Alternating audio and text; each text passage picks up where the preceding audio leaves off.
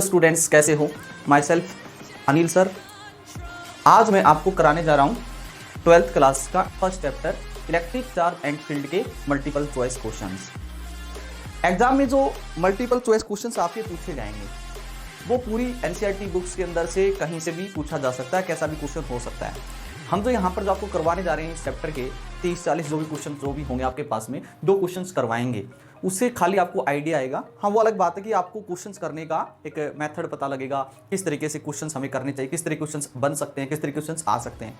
ठीक है, हो सकता है कि आपने अच्छी तैयारी कर रखी हो चैप्टर की और हो सकता है कोई कॉन्सेप्ट बचा हुआ हो आपका कहीं ना कहीं से, तो आपको इन क्वेश्चंस के माध्यम से आपको पता लगेगा।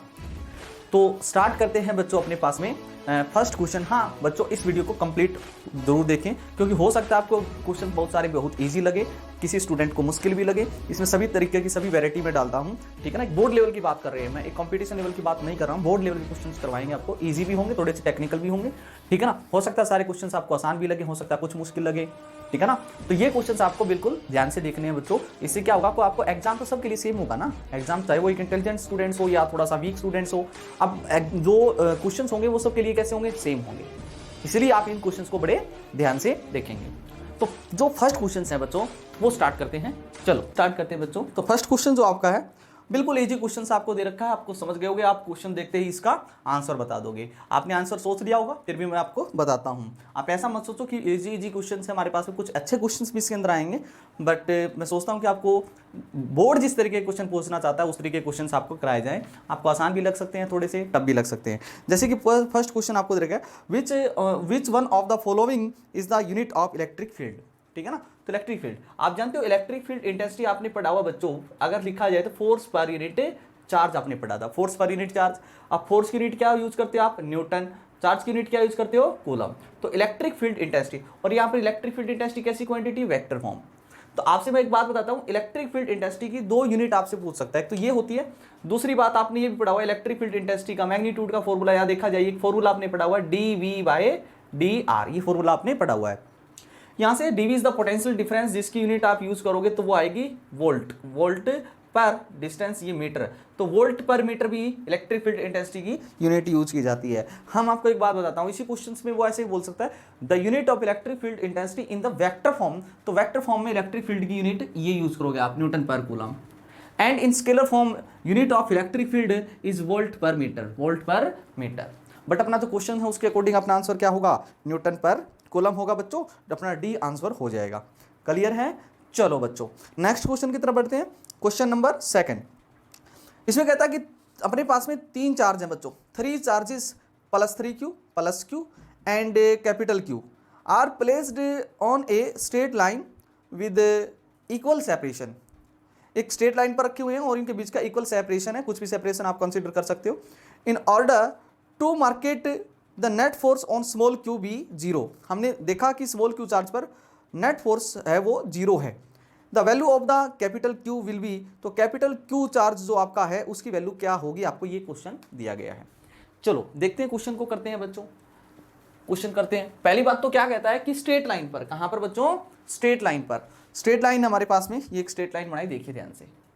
ये अब आपको यहां पर एक 3q चार्ज दिया गया, यहां पर +3 स्मॉल q, और यहां पर दे रखा है फिर +q चार्ज, और यहां पर दे रखा है आपको +q charge, capital Q charge दे रखा है।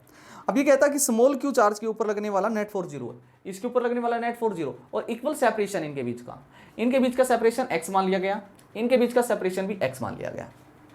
ठीक है, तो इसके ऊपर लगने वाली नेट फोर्स, अब ये पॉजिटिव चार्ज है, सारे पॉजिटिव चार्ज है। अब ये पॉजिटिव चार्ज इस पॉजिटिव चार्ज के ऊपर क्या लगाएगा, इस डायरेक्शन में एक फोर्स लगाएगा रिपल्सिव। इस फोर्स को बच्चों अगर आप F1 मान लो, F1 मान लेते हैं। अब ये वाला चार्ज पार्टिकल भी इस चार्ज पार्टिकल के ऊपर फोर्स लगाएगा बच्चों, कितनी लगाएगा, F2 इन दिस डायरेक्शन।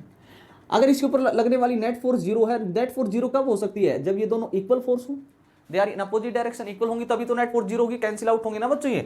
तो F1 इनके बीच लगने वाली फोर्स, क्या फॉर्मूला होता है, 2 चार्ज पार्टिकल के बीच force, K Q1 Q2 by distance का स्क्वायर इज इक्वल टू, इनके बीच लगने वाली फोर्स बताओ, K Q1 Q2 by distance का स्क्वायर।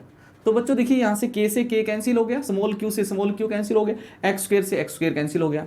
यहां से 3q is equal to capital Q, और यही आपका आंसर होगा। यही तो आपको कैलकुलेट करना था, यही तो आपको कैलकुलेट करना था बच्चों। 3q चार्ज वैल्यू हो जाएगी इसकी। कर सकते हो ना ऐसा क्वेश्चन, ठीक है। तो बच्चों नेक्स्ट क्वेश्चन की तरफ बढ़ते हैं। ये कहता है if an electric dipole is kept in a uniform electric field, अगर एक इलेक्ट्रिक डाइपोल एक यूनिफॉर्म इलेक्ट्रिक फील्ड में रखा होता है तो the resultant electric force on this electric dipole zero होता है बच्चों हमेशा। क्योंकि आपको ये बताया गया है, देखिए ध्यान से, अगर हम यहां पर बच्चों इलेक्ट्रिक फील्ड ले लेते हैं यूनिफॉर्म। अगर आपने यहां पर ये यूनिफॉर्म इलेक्ट्रिक फील्ड ली हुई है, यहां की इलेक्ट्रिक फील्ड इंटेंसिटी ई है, इसके अंदर आपने कोई इलेक्ट्रिक डाइपोल रख दिया, negative charge plus Q charge, तो आपको पता है इस चार्ज पार्टिकल के ऊपर इलेक्ट्रिक फील्ड की डायरेक्शन में एक फोर्स लगता है क्यू इंटू ई, और नेगेटिव चार्ज पर इलेक्ट्रिक फील्ड की डायरेक्शन में फोर्स लगता है क्यू इंटू ई। कई माइनस लगा देते हैं, माइनस तो डायरेक्शन बताता है बस फोर्स की, ये फोर्स। तो इस इलेक्ट्रिक डाइपोल पर लगने वाला टॉर्क की वैल्यू कितनी होती है आप जानते हो ना बच्चों, P E sine theta. P क्या है, इस इलेक्ट्रिक डाइपोल का डाइपोल मोमेंट, जिसकी वैल्यू होती है मैग्नीट्यूड ऑफ चार्ज इनटू में डाइपोल लेंथ। अगर मान लो इलेक्ट्रिक फील्ड की डायरेक्शन के साथ ही इलेक्ट्रिक डाइपोल थीटा एंगल बना रहा है, और electric dipole moment is vector quantity जिसकी direction negative charge to positive charge होती है, पता है हमें, क्यू इंटू टू हो जाएगा, ये टॉर्क होता है। बट इसके ऊपर लगने वाली नेट फोर्स कितनी होती है, अगर वेक्टर फॉर्म में देखा जाए तो ये फोर्स होती है हमारे पास में क्यू ई, और ये होती है हमारे पास में फोर्स माइनस क्यू ई, तो नेट फोर्स जीरो हो जाएगी। तो force equal and opposite in direction, तो नेट फोर्स जीरो होगी। तो आपका जो ऑप्शन हो जाएगा वो कौन सा हो जाएगा, ए हो जाएगा, ये फोर्स हमेशा ही जीरो होगी।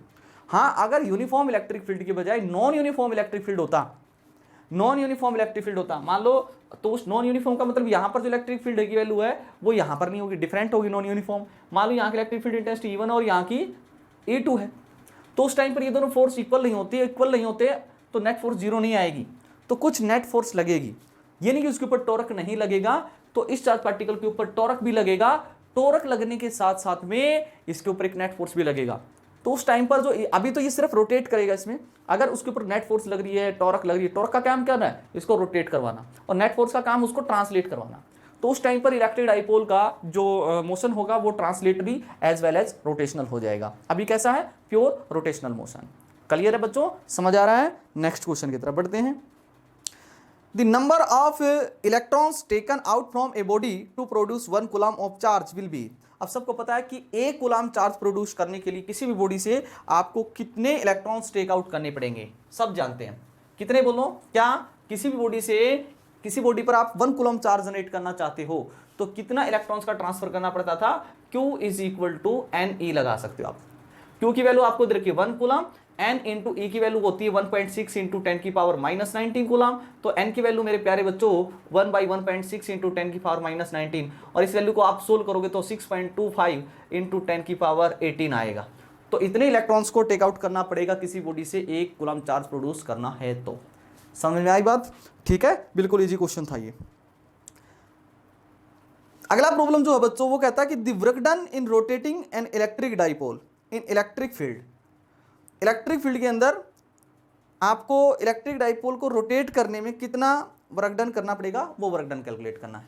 तो मैंने बच्चों आपको ये बताया हुआ है कि इलेक्ट्रिक फील्ड के अंदर, किसी भी यूनिफॉर्म इलेक्ट्रिक फील्ड के अंदर, देखिए ध्यान से, एक इलेक्ट्रिक फील्ड के अंदर आपने ये पढ़ा हुआ है, अगर कोई भी इलेक्ट्रिक डाइपोल था ऐसे, ठीक है ना, डायरेक्शन भी होती है ना, इलेक्ट्रिक फील्ड के साथ में किसी भी टाइम पर मान लो θ1 एंगल बना रहा था, और मैंने इसको एक्सटर्नल टॉर्क लगा के इसको रोटेट करवा दिया। कितना एंगल रोटेट करवा दिया, अब θ2 करवा दिया, θ1 टू θ2।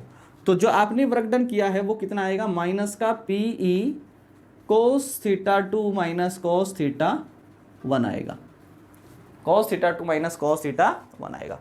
ये वर्क डन आपको करना पड़ता है। बट आपको जो यहाँ पर कोस्ट आंसर दे रखा है ME, इसका तो कोई लॉजिक ही नहीं है। M तो मैग्नेटिक डाइपोल मोमेंट होता है, B भी नहीं है, D भी, C भी नहीं है, तो ये हो सकता है work done in rotating electric dipole in electric field ME1 minus cos θ। पता क्यों, आपको पता होना चाहिए बच्चों cos 0 की वैल्यू कितनी है। cos 0 डिग्री की वैल्यू होती है 1, एंड cos 90 डिग्री की वैल्यू कितनी होती है 0। अब मान लो आपका इलेक्ट्रिक डाइपोल जो है, आपका जो इलेक्ट्रिक डाइपोल है इनिशियली ऐसे था, मतलब θ1 की जो वैल्यू है बच्चों वो मान लो 0 डिग्री है, θ2 इज इक्वल टू मान लो थीटा, मतलब इलेक्ट्रिक फील्ड की डायरेक्शन किसी थीटा एंगल पर रोटेट करवाया, तो आपने जो वर्क डन किया वो कितना किया होगा, work done is equal to minus p E, p क्या है, electric dipole moment of this dipole, p E cos theta 2, अब थीटा 2 की वैल्यू थीटा और cos 0 की वैल्यू होती है 1, माइनस अंदर ले जाओ तो आपने जो वर्क डन किया वो आ जाएगा PE 1 minus cos theta, minus का sorry PE into 1 minus cos theta. Clear है बच्चों, समझ आ रहा है। नेक्स्ट क्वेश्चन आगे कहता है sphere of bad conductor is given charge then it is distributed on the, तो ये चार्ज कहाँ पर डिस्ट्रीब्यूट हो जाएगा, ये कहता है स्फीयर ऑफ बेड कंडक्टर, मतलब एक स्फीयर है बच्चों और वो एक कंडक्टर नहीं, अगर वो कंडक्टर होता है, कोई भी कंडक्टिंग बॉडी होती है, चाहे उसके अंदर कैविटी क्यों ना हो, कोई भी कंडक्टिंग बॉडी चाहे सॉलिड बॉडी हो या उसके अंदर कोई कैविटी हो, तो चार्ज आप उस कंडक्टिंग बॉडी को दोगे तो charge is distributed on its surface, तो पूरे सरफेस पर चार्ज डिस्ट्रीब्यूट हो जाएगा। अगर वो स्पेरिकल है तो यूनिफॉर्म चार्ज डिस्ट्रीब्यूट होगा, वो अगर कंडक्टर है तो, ये बात ध्यान में रखें। देखिए क्वेश्चन, अगर वो कंडक्टर है मेरे बच्चों, देखिए अगर एक कंडक्टर है, चाहे उसके अंदर ये एक कंडक्टर सॉलिड भी हो सकता है, ओलो भी हो सकता है, अगर इसको चार्ज दोगे तो charge is distribute it's on its surface uniformly distribute हो जाता है। बट ये कुछ इस तरीके के शेप का है, इस तरीके की शेप का, तो चार्ज इसके ऊपर डिस्ट्रीब्यूट होगा, ठीक है, कंडक्टर का है तो आउटर सरफेस पर ही चार्ज डिस्ट्रीब्यूट होगा बच्चों, बट किस तरीके से होगा मैं आपको बताता हूं, इस तरीके से होगा, ठीक है। तो जहां पर आपको ये देखिए, ये जो सरफेस है इसका जो रेडियस ऑफ कर्वेचर है बिल्कुल कम है बच्चों, क्योंकि इसका रेडियस ऑफ कर्वेचर क्या होगा, ये होगा, ये रेडियस है, इसका रेडियस ऑफ कर्वेचर थोड़ा सा इससे ज्यादा है, अब इस सरफेस का रेडियस ऑफ कर्वेचर तो काफी ज्यादा है, ठीक है ना, मतलब ये जो है कॉर्नर्स हैं, कॉर्नर्स का सरफेस एरिया कम है, कम है तो प्रेशर इक्वल टू, जैसे आपने पढ़ा force per unit area, area कम है तो प्रेशर ज़्यादा होगा, मतलब यहाँ पर चार्ज की डेंसिटी ज़्यादा होगी, यहाँ पर भी ज़्यादा होगी, बट यहाँ पर कम होगी चार्ज की डेंसिटी। अगर आपके पास में सरफेस जो है स्फेरिकल नहीं है तो चार्ज का distribution on the surface of the conducting body is non uniform, ठीक है ना, मैंने बताया डेंसिटी कहाँ पर ज़्यादा होगी, यहाँ पर डेंसिटी ज़्यादा होगी। बोलो क्लियर है, ठीक है बच्चों। उसके बाद इसने कहा कि स्फीयर ऑफ बेड कंडक्टर, वो एक इंसुलेटर है, जो चार्ज डिस्ट्रीब्यूट होगा वो कैसा होगा, कहाँ पर होगा, सरफेस पे होगा, ऐसा कोई जरूरी नहीं है। हाँ, अगर एक कंडक्टिंग बॉडी है तो चार्ज आप कहीं पर दो कंडक्टिंग बॉडी को, charge distribute on its surface.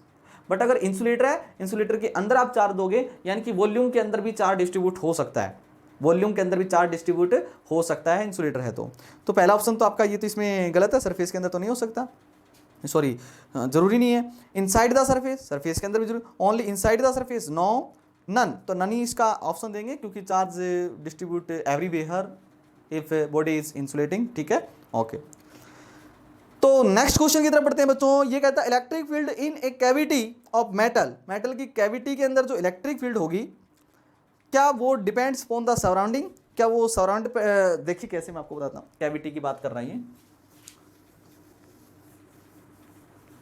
देखिए अब ये कहता है हमारे पास में कि कोई भी मान लो एक स्फीयर है, अब ये सॉलिड है, मान लो कैसा है, सॉलिड कंडक्टर है अपने पास में, अब इसके अंदर यहाँ पर बीच में कोई खोल है, कैविटी है, खाली जगह पड़ी हुई है।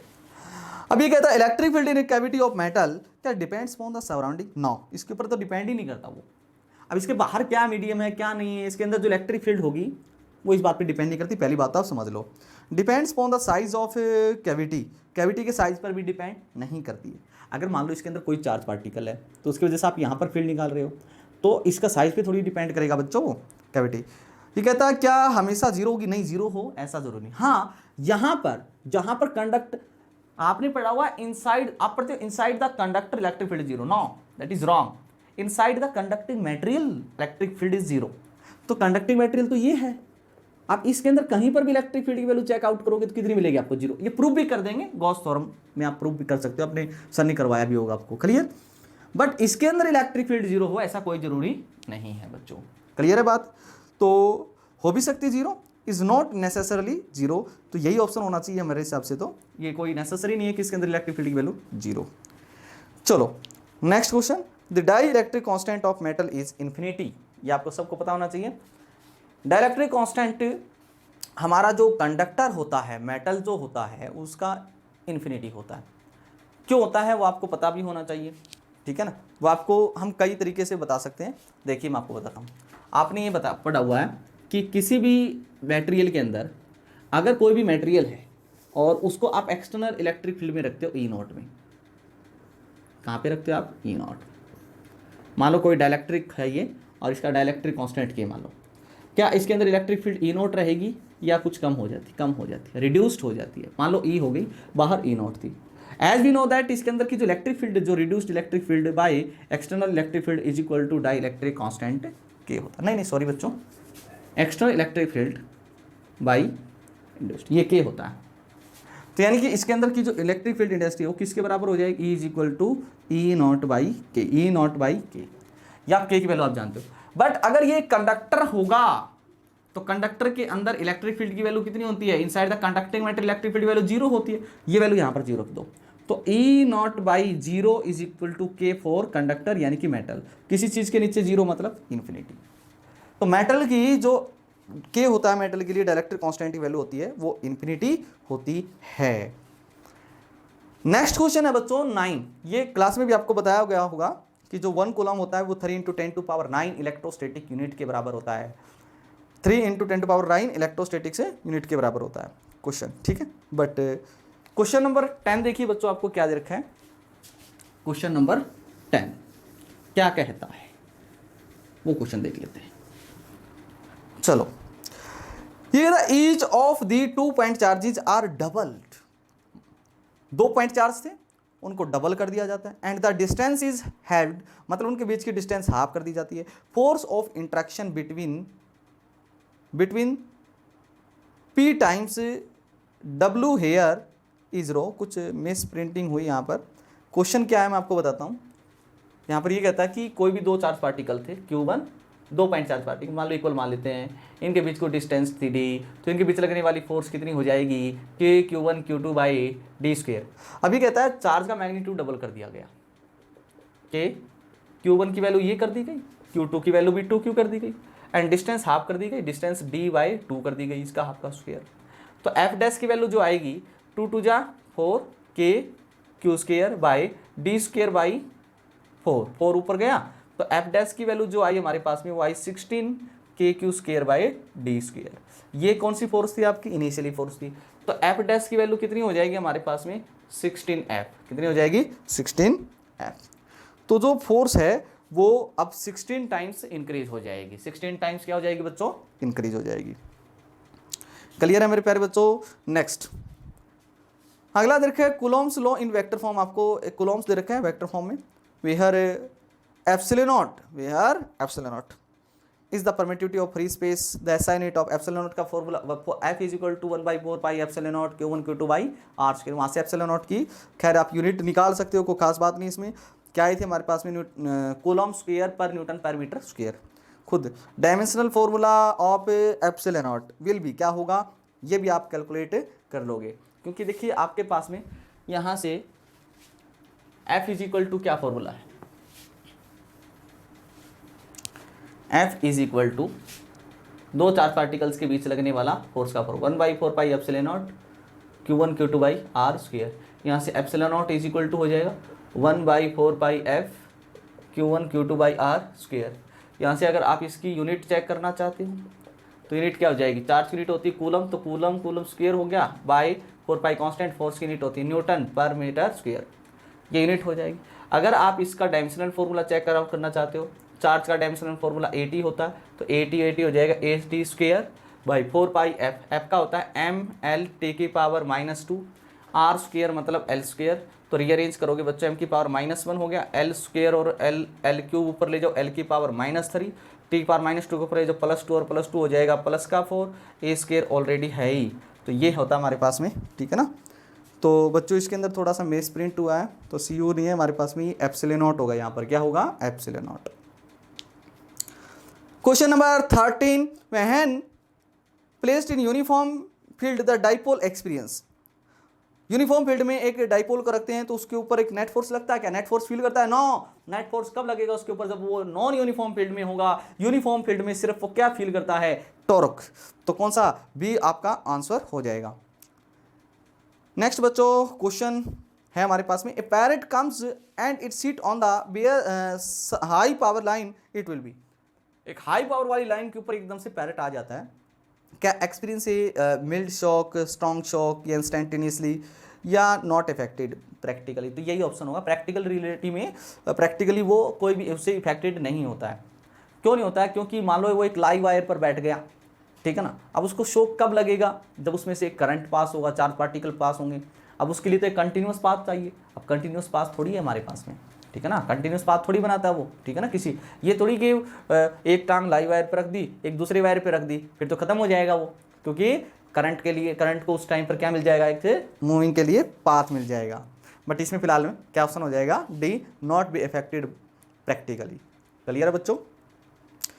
चलो next, the SI unit of the electric dipole moment. अच्छा एक बात बताओ, इलेक्ट्रिक डाइपोल कैसी क्वांटिटी है बच्चों? इलेक्ट्रिक डाइपोल हमारे पास में एक वेक्टर क्वांटिटी है, ठीक है। और जैसे कोई भी नेगेटिव चार्ज होता है, पॉजिटिव चार्ज होता है, उसको कुछ डिस्टेंस सेपरेट कर देते हैं, तो इसका जो डाइपोल मोमेंट होता है वो होता है magnitude of either charge into में इसकी डाइपोल लेंथ। ये डाइपोल लेंथ होती है, ठीक है ना, ये। और इसकी जो यूनिट हो जाएगी चार्ज की यूनिट होती है कूलम, इसकी होती है मीटर, कूलम मीटर होती है। इसका डायमेंशनल फॉर्मूला क्या हो जाएगा? चार्ज का डायमेंशनल फॉर्मूला होता है AT, ये लेंथ है, लेंथ का L होता है, ठीक है ना। तो कूलम मीटर इसकी यूनिट होती है। खैर नेक्स्ट क्वेश्चन है बच्चों 16, if two conducting sphere are connecting charging after charging separately. मतलब दो कंडक्टिंग स्फीयर हैं बच्चों, और दो कंडक्टिंग स्फीयर हैं, और देखिए क्या कहता है, ये कंडक्टिंग स्फीयर, एक ये रहा, एक ये रहा, इसको भी चार्ज किया हुआ है, इसको भी मान लो चार्ज किया हुआ है, इन दोनों को कनेक्ट कर देती है। तो हो सकता है कि इसका पोटेंशियल ज़्यादा, इसका कम हो, तो चार्ज फ्लो होगा हाई पोटेंशियल से लो पोटेंशियल। हम आपको एक बात बताते हैं, क्या यहाँ पर चार्ज कंजर्व होगा? पहला ऑप्शन दे रखे, electrostatic energy of spheres energy, electrostatic energy sphere energy will remain conserve. तो नो, एनर्जी कंजर्व नहीं हो। क्यों? क्योंकि जब चार्ज इस कनेक्टिंग वायर के जरिए फ्लो होगा तो इस वायर का कुछ रेजिस्टेंस होता है, तो हीट की फॉर्म में कुछ एनर्जी का यहाँ से क्या हो जाएगा बच्चों? लॉस। क्या होगा? लॉस। तो एनर्जी कंजर्व नहीं होती। B, electrostatic energy and charge remains conserve, तो ये भी गलत है। सी क्या दे रखा है? Electrostatic energy charge remain conserve. नहीं नहीं नहीं नहीं नहीं, एनर्जी कहाँ पे कंजर्व होगी? Electrostatics energy and charge remain constant. No, तो इसकी तो इलेक्ट्रोस्टैटिक्स एनर्जी नहीं बच्चों, इलेक्ट्रिक चार्ज कंजर्व होगा इसमें, इलेक्ट्रिक चार्ज कंजर्व होगा, ठीक है ना। हीट एनर्जी का तो लॉस हो जाएगा यहाँ पर। वैसे एनर्जी कंजर्व होती है, can neither be created nor be destroyed, but यहाँ पर इलेक्ट्रोस्टैटिक्स एनर्जी कंजर्व हो ऐसा कोई जरूरी नहीं है। एनर्जी का क्या होगा? लॉस। क्या होगा? लॉस। एनर्जी का तो लॉस होगा ना। अपने कैपेसिटर के अंदर भी पड़ा हुआ, दो कंडेंसर्स को जब आपस में कनेक्ट करते हैं तो कुछ एनर्जी का लॉस हो जाता है। Electrostatics energy is always conserved, but here this electrical energy converts into heat energy, so electrostatic energy is not conserved, but here electric charge is conserved. Electric charge हमेशा क्या रहता है? कंजर्व्ड। ये बात ध्यान रखना बच्चों आप। क्वेश्चन नंबर 17, अच्छा क्वेश्चन है। So bubble is given a negative charge then its radius. एक सो बबल है, उसको एक नेगेटिव चार्ज दे दिया जाता है। कैसा चार्ज दे दिया जाता है? Negative charge. तो उसकी जो रेडियस है वो इंक्रीज होगी, डिक्रीज होगी, सेम रहेगी, या कुछ कहा नहीं जा सकता, उसके बारे में बात करते हैं। पहले एक बात बताते हैं आपको बच्चों, चाहे तो आपके पास में किसी भी बॉडी पर पॉजिटिव चार्ज आए या किसी भी, मान लो एक बबल है, सो बबल है, इसको पॉजिटिव चार्ज दे दिया जाता है। सो बबल है, अंदर से तो होलो ही होगा ना, ये पॉजिटिव चार्ज दे दिया जाता है, और इसको हमने नेगेटिव चार्ज दे दिया जाता है। तो होता क्या है, चाहे पॉजिटिव चार्ज हो या नेगेटिव चार्ज हो, तो इसके ऊपर पॉजिटिव चार्ज है तो पॉजिटिव चार्ज पॉजिटिव को रिपेल करता है, तो ये पूरी बॉडी एक्सपेंड होगी। पॉजिटिव चार्ज पॉजिटिव को रिपेल करेगा ना, तो बॉडी एक्सपेंड होगी। यहाँ पर भी नेगेटिव चार्ज का डिस्ट्रीब्यूशन जो किया गया है वो भी उसकी वजह से वो रिपेल होगी पूरी, मतलब एक्सपेंड होगी बॉडी। क्लियर है ना? एक्सपेंड होगी। तो दोनों ही केस में जो इसका भी अगर बात की जाए, रेडियस इंक्रीज होगी, इस केस में भी रेडियस इंक्रीज होगी।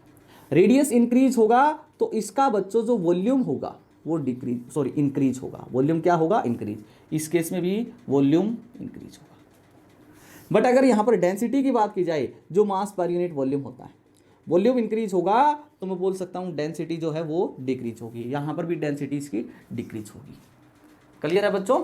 तो हमारा जो क्वेश्चन था उसका आंसर क्या हो जाएगा आप बताइए ज़रा। तो रेडियस क्या होगी, इंक्रीज, वॉल्यूम क्या होगा, इंक्रीज। क्लियर है बात, ठीक है बच्चों, समझ आया, ठीक है। Next, in non uniform electric field electric dipole experience.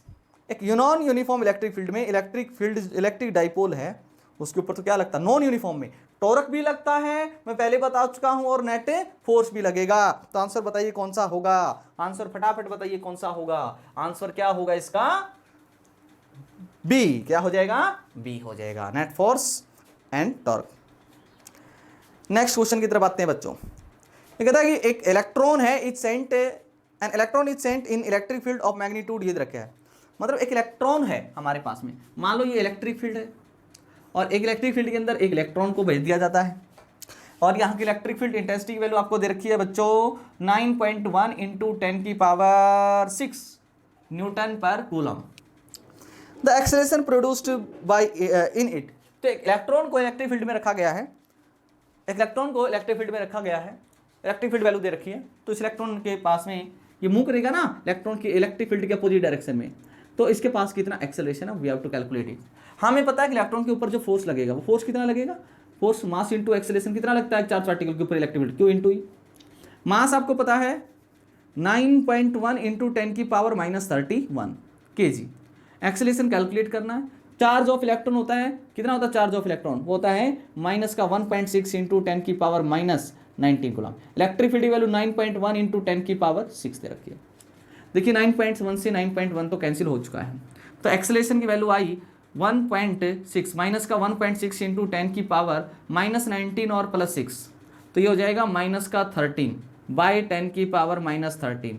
13 को ऊपर ले जाओ, आप 13 में से किसको सब्ट्रैक्ट कर दो, आप किसको बोलो, 13 को, तो कितना बच गया हमारे पास में वैल्यू आई -1.6 इंटू 10⁻18 मीटर पर second square. This is the acceleration of electron. Option है क्या आपका, ठीक है ना, ऑप्शन कौन सा है, बी। कौन सा है, बी। आपको क्या सर नेगेटिव, हमें सिर्फ मैग्नीट्यूड पूछा गया, नेगेटिव साइन ये बता रहा है कि जो इलेक्ट्रॉन एक्सेलरेट होगा वो इलेक्ट्रिक फील्ड के अपोजिट डायरेक्शन होगा, इलेक्ट्रिक फील्ड के अपोजिट डायरेक्शन होगा। क्लियर है बच्चों, समझ आ रही बात है, ठीक है। नेक्स्ट क्वेश्चन, नेक्स्ट क्वेश्चन आपके मेरे हिसाब से बोर्ड में पूछा नहीं जाना चाहिए, अगर ये पूछा जाता है तो आप इसको रट लो, वैसे मैं इसको कैलकुलेट करवा देता हूँ, इसमें कोई खास बात नहीं है, ठीक है। हरियाणा बोर्ड में तो ऐसा सवाल पूछना भी नहीं चाहिए। देखते हैं कैसे, ये कहता है a semi circular arc of radius R, a semi circular arc of radius R is charged uniformly and the charge per unit length is lambda, charge per unit length is lambda, the electric field at the centre. तो electric field की value क्या होगी centre पर। सवाल देखो किस तरीके का, ये कहता है एक सेमी सर्कल है, ये सेमी सर्कल है, इसके ऊपर पूरे के पास पॉजिटिव चार्ज है। कैसा चार्ज है, positive charge. Lambda is the linear charge density, charge per unit length आपको दे रखा है इसमें। तो इसके सेंटर पर आपको यहाँ पर, इसके सेंटर पर आपको इलेक्ट्रिक फील्ड इंटेंसिटी निकालना है। यहाँ कैसे निकालेंगे, देखिए क्या करते हैं, चार्ज यहाँ से लेके यहाँ तक डिस्ट्रीब्यूट है, यहाँ से लेके यहाँ तक। तो हमने क्या किया, मतलब चार्ज डिस्ट्रीब्यूट है यहाँ से आप यहाँ से ऑब्जर्व कर रहे हो, चार्ज इस तरीके से डिस्ट्रीब्यूट है।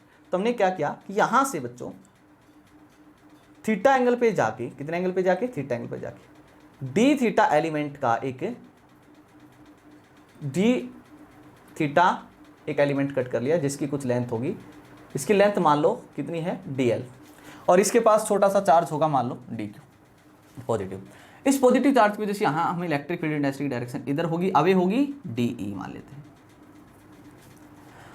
हम इस छोटे से चार्ज की वजह से यहाँ इलेक्ट्रिक फील्ड इंटेंसिटी लिख देते हैं de इज इक्वल टू क्या होता है, k q बाई डिस्टेंस का स्क्वायर। अगर इसकी रेडियस r है तो ये भी r होगा, तो ये r होगा। हमें पता है कि बच्चों टोटल चार्ज इसके ऊपर मान लो कैपिटल Q है, बाई इसकी टोटल लेंथ मान लो L है, इज इक्वल टू लैम्डा होता है। तो यहाँ पर जो dq बाई dl है वही तो लैम्डा होगा। dq की वैल्यू कितनी रख देते हैं यहाँ पर, lambda into dl by R square. Clear है ना, तो ये de की वैल्यू आ गई बच्चों।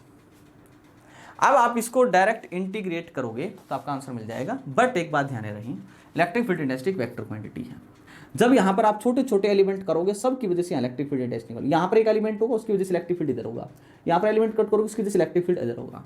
तो electric field intensity direction different element की वजह से डिफरेंट डायरेक्शन में, तो आप डायरेक्ट ऐड नहीं कर सकते, इसको कंपोनेंट्स करके ऐड करने चाहिए। तो मेरे को क्या करना चाहिए यहाँ पर रियलिटी में, ये एंगल थीटा तो ये एंगल भी थीटा ही होगा। तो इस डी ई का इधर कंपोनेंट आया वो आया डी ई एक्स, और इसके परपेंडिकुलर इधर आया हमारे पास में डी ई वाई। तो जितने भी अब यहाँ पर जैसे इधर एक एलिमेंट कट करते हैं ना आप यहाँ पर, उसकी वजह से यहाँ पर आप फील्ड निकालते जैसे, तो उसकी भी जो डायरेक्शन होती है वो इधर हो जाती, उसकी डायरेक्शन भी इधर होती। तो उसके भी दो कंपोनेंट करते हैं डी ई वाई और डी ई एक्स, तो डी एक्स ही कट जाएंगे, हॉरिजॉन्टल कंपोनेंट हमेशा कटेंगे, आप देख भी लो आप, ठीक है ना। मैं आपको बता देता हूँ कैसे कटते हैं। वैसे एक बात और बताती हैं, यहाँ पर जो theta equal to l by R use कर सकते हो आप, यानी कि जो d theta by d theta is equal to क्या यूज कर सकते हो, डी एल बाई आर। तो डी एल की वैल्यू आप क्या रख सकते हो, के लैम्डा, डी एल की वैल्यू रख सकते हो R into d theta by R square. तो एक आर से आर कैंसिल हो गया, तो ये वैल्यू आई K lambda d theta by R, d E की वैल्यू आई। फिर हमने इसको इंटीग्रेट करना है, क्या करना है, इंटीग्रेट करना है इसको, क्योंकि नेट फील्ड निकालनी है ना, तो आपको इंटीग्रेशन करना पड़ेगा। तो जब आप इसको इंटीग्रेट करो तो बच्चों नेट फील्ड निकालनी है, वो एक्स एक्सिस के लॉन्ग क्या होगी, तो आप डी ई एक्स को इंटीग्रेट करो, और जब आपको वाई एक्सिस के लॉन्ग नेट फील्ड निकालनी है तो डी ई वाई को इंटीग्रेट कर दो। तो यहाँ से ई एक्स की वैल्यू क्या आएगी, देखिए ज़रा, इंटीग्रेट ऑफ डी एक्स इधर, तो डी ई का कंपोनेंट इधर जो होगा वो हो जाएगा D E cos theta, D x value theta साथ डी एक्स को थीटा, और इधर जो होगी हमारे पास वैल्यू, इसको इंटीग्रेट करोगे आप तो ये वैल्यू आएगी हमारे पास में डी ई sine theta.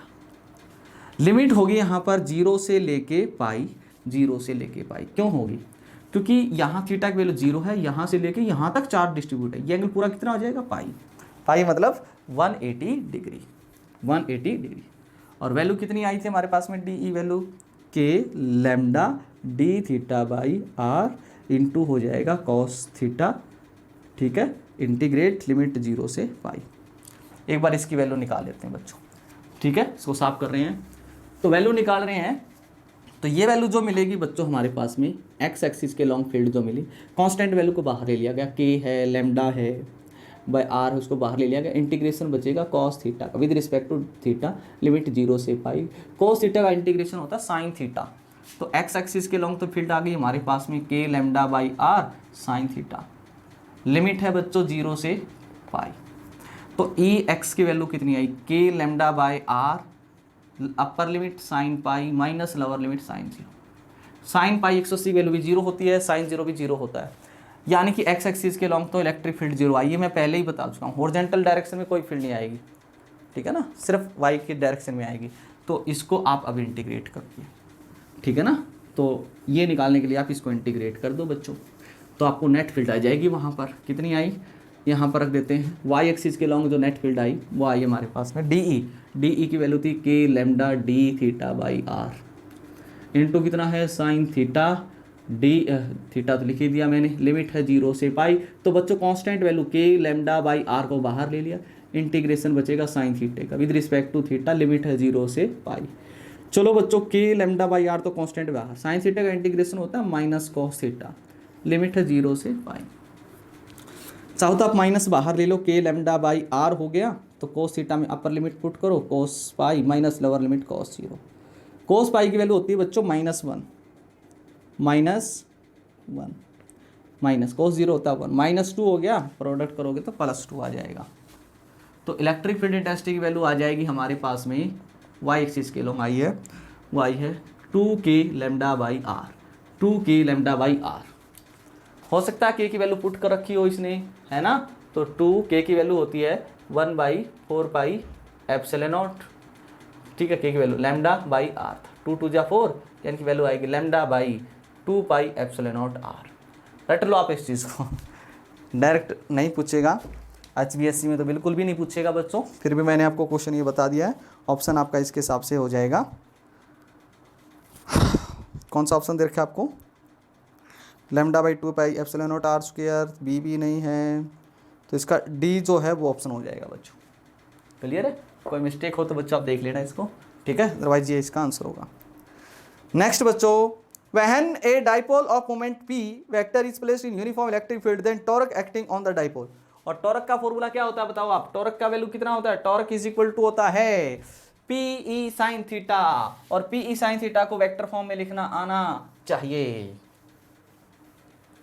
P E sine theta, P E sine theta torque लगता है, मतलब वेक्टर फॉर्म में लिखोगे तो P vector cross E vector, ये ऑप्शन हो जाएगा। हालांकि इसका जो ऑप्शन है वो सी है, क्योंकि इसमें ये प्लस नहीं है बच्चों, यहाँ पर क्रॉस आएगा। क्या आएगा? क्रॉस आएगा। क्या आएगा बच्चों? क्रॉस।